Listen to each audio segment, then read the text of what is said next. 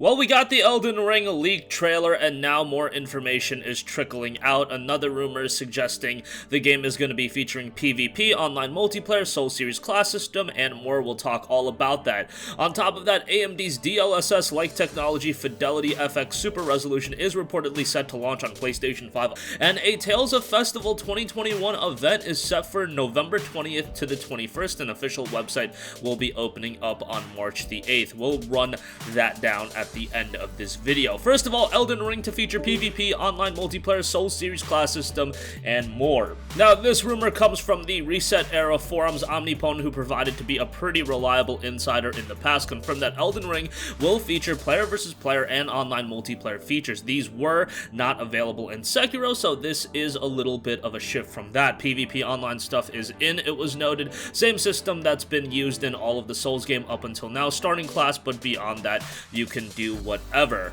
Omnipotent also commented on the Elden Ring trailer that leaked online this past week. According to the insider, that wasn't a control leaked, and it's likely that From Software wasn't even aware of the trailer's existence, noting, "I'm going to avoid detailing how this happened, but I will say that this was neither a controlled nor intentional leak orchestrated by Bandai and FromSoft to generate hype or something silly like that. It's your usual run-of-the-mill leak. This trailer was made by Bandai for internal use only, and there's a good chance From probably wasn't even aware of it, let alone in control of it. This specific trailer wasn't intended to be viewed by the public at this or any other time as far as I can tell. I will also state that while I have heard that a reveal is in the works for soon, this leak surfacing now is merely coincidental and isn't an indication that anything is going to happen right this second. I doubt this forces Bandai's hand into doing anything sooner than they want, as it seems like they were already made aware of the situation prior to it going public." He also reiterated that it will showcase key features such as weather. The trailer didn't show weather,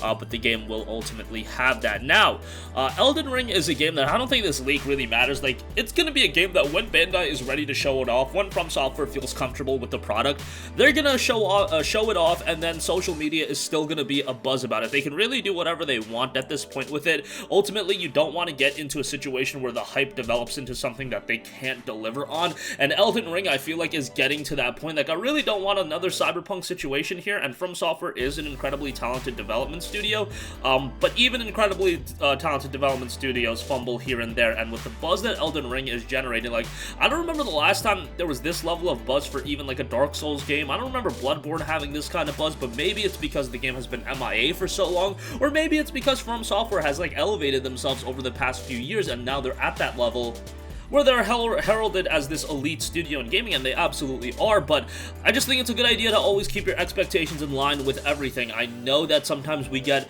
riled up into social media hype and everything like that, and I'm guilty of that as well. That happens from me time to time, especially with some of the games that I really look forward to. Like, yeah, I'm going to be really excited for Final Fantasy 16, and I'm going to overhype myself like crazy for that game, but, you know, it's always possible, and that's always setting yourself up for disappointment. I think I did a pretty good job tempering my expectations on Cyberpunk 2077, and that's why I wasn't, you know, completely annoyed and running amok about that game not delivering up to expectations.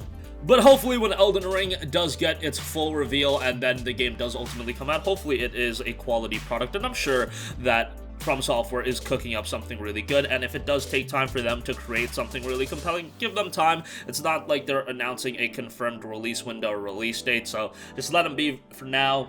And I think when we ultimately see it, people are going to be really happy with it. Alright, moving on from that, AMD's DLSS-like technology FidelityFX Super Resolution is reportedly set to launch on PlayStation 5 alongside PC. Now, this is coming from Linus Sebastian of Linus Tech Tips from the YouTube channel. The goal is for the company to release the FidelityFX Super Resolution technology on all enabled graphics cards, the PS5, the Xbox Series S, and the Series X.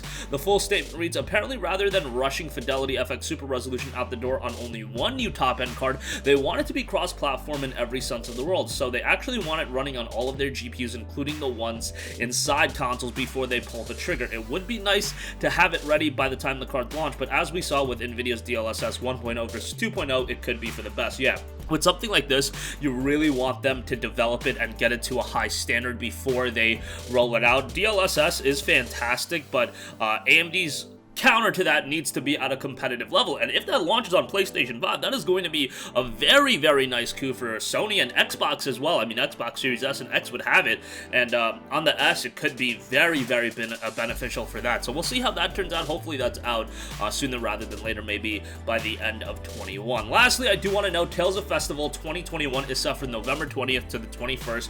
A website will be opening up on March the 8th. Now, this might be where we finally see some more Tales of Arise. I mean, it's far enough away where at this point I think Tales of Arise is going to be at a pretty, you know, far along point, and you have to keep in mind Scarlet Nexus is probably going to be the next major JRPG that Bandai Namco is going to have their eggs in terms of from a marketing campaign. You really don't have to hype up Tales of Arise too much right now because Scarlet Nexus is going to be the focus, and it's going to have all the attention. Kind of interesting that Tales of Arise was revealed first, and Scarlet Nexus was revealed after that, quite a bit after, and then, you know, everything's going to come together for Scarlet Nexus to be the first one out the gate. Whatever the case may be, hope both those games turn out well, and I'm a huge fan of Tales of it. I'm liking that they are shaking it up a little bit with Tales of Arise, and I think this is their opportunity to really take Tales of to the next level. It's kind of comfortably been at a tier where I think people that play the games appreciate it, but it is time for the series to take a little bit of a shake-up where, you know, from a visual standpoint, it's a significant jump up, and I think people are really going to enjoy it, and I think this is the time where it can hit that, you know, I would say it's comfortably like a tier 2.5 in terms of the JRPGs and scale of their popularity. Like, I would put Final Fantasy, Kingdom Hearts at that tier 1 list, then like Persona right under it, and then if Tales can get to that Persona 5 tier in terms of its notoriety, I think that's going to be very good for its, you know, Tales of as a franchise as a whole going forward, and I think they have a really, really hot opportunity to strike with Tales of Arise, so I think it would be best if they do take their time with that game, make sure it's at a high level, and then release it when it's absolutely ready. But that's going to conclude this video. Again, minor Elden Ring updates continue to come out. Hopefully we see an official reveal soon. I would imagine sometime in the summer makes sense, but right now everything is still in flux. I still imagine a lot of games are going to get delayed. The delays are absolutely going to be coming. I'm not completely sold that Elden Ring is going to be a 21 title, so we'll see how ultimately everything shakes out. AMD's DLSS-like technology, FidelityFX Super Resolution, is going to be coming to PlayStation 5 alongside PC and Xbox if reports are to be believed, and Tales of Festival 21 set for November 20th until the 21st. Official website will be opening on March 8th. That's going to wrap up this one. Sound off with all of your thoughts in the comment section down below. Thank you for watching, and goodbye. Hey guys, we hope you enjoyed the video, and if you did, make sure to hit the subscribe button, and if you're already subscribed, do us a favor and hit the bell icon. This way you'll be notified whenever we post a new video. That's the best way to keep up with all of our uploads, and we usually try to upload 2 videos a day. And with the bell icon hit, you'll be notified whenever we do upload a video. As always, thanks for watching.